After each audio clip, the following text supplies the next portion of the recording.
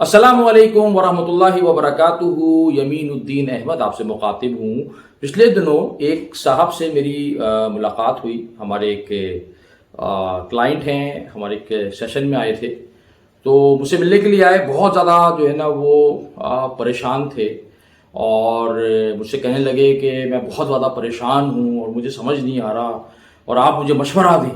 तो मैंने उनसे पूछा कि हज़रत वाला आपको क्या परेशानी है?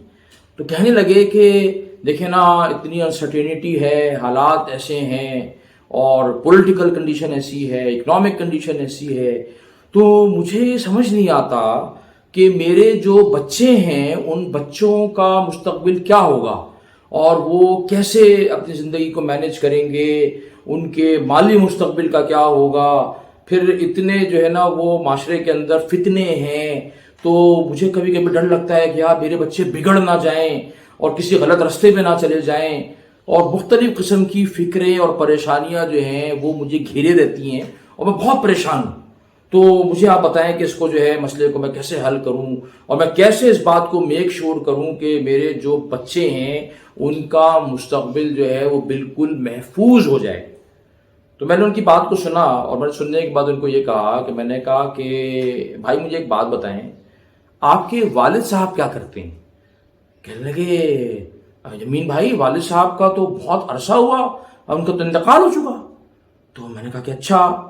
तो मैंने कहा कि कितना अरसा हो गया उनके इंतकाल को? कहने लगे भाई वो तो उस ज़माने में इंतकाल कर गए थे जब मैं बहुत जो है ना वो यंग था और मैं तालिब इल्म था कॉलेज या यूनिवर्सिटी का। तो मैंने कहा कि अच्छा, तो वालिद साहब का जब इंतकाल हो गया आपके ज़माने तालिब इल्मी में, तो उस वक्त से लेकर अब तक आपकी जो ज़िंदगी है वो आपने कैसे गुजारी?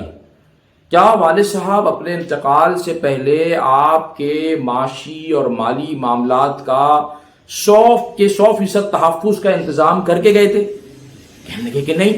मैंने कहा कि क्या आपको ज़माने के अंदर मुख्तलिफ़ किस्म के फितनों से बचाने के लिए उन्होंने 100% जो है वो कोई ऐसा इंतज़ाम कर दिया था कि आप किसी गलत रास्ते पे ना चले जाएं?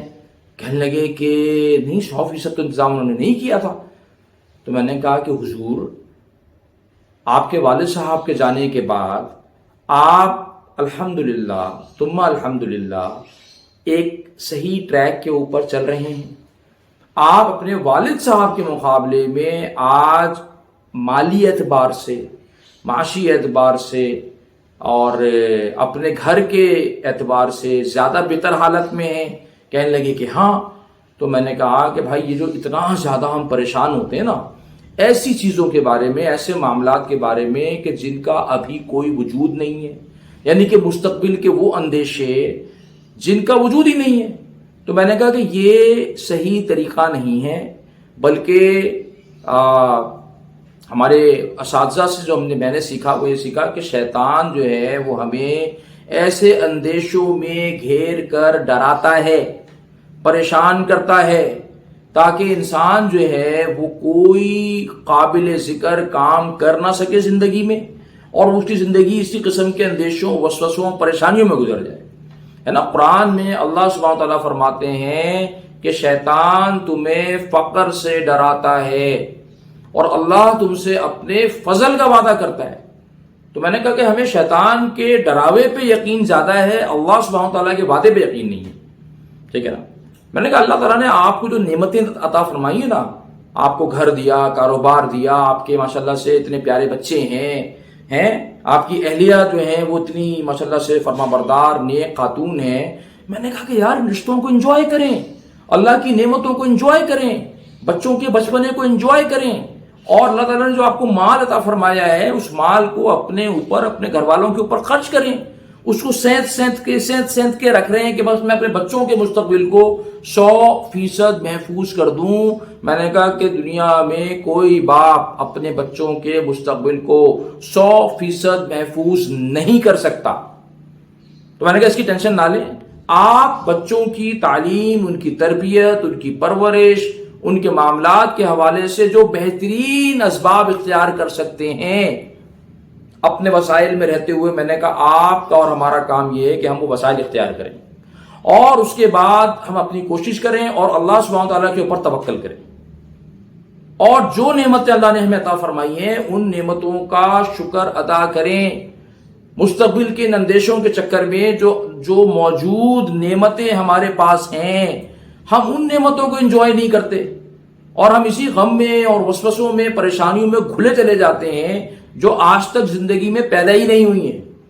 ٹھیک ہے نا؟ اللہ فرماتے ہیں قرآن کے اندر وَلَئِن شَكَرْتُمْ لَأَزِيدَنَّكُمْ وَلَئِن كَفَرْتُمْ إِنَّ عَذَابِي لَشَدِيدٌ، کہ اگر تم شکر کرو گے میری نعمتوں کا تو میں اپنی نعمتوں کو تمہارے لیے بڑھا دوں گا، اور اگر تم انکار کرو گے میری نعمتوں کا تو میں تمہیں سخت عذاب میں، یعنی کہ سخت مشکل میں مبتلا کر دوں گا۔ تو میں نے کہا میں اپنے ارد گرد جو ہے نا، میں یہ دیکھتا ہوں کہ ہم میں سے بہت سارے لوگ اتنے زیادہ اوور تھنکنگ موڈ میں چلے جاتے ہیں، اتنے پریشان ہوتے ہیں ان چیزوں کے لیے کہ بھائی جو وہی نہیں ہے۔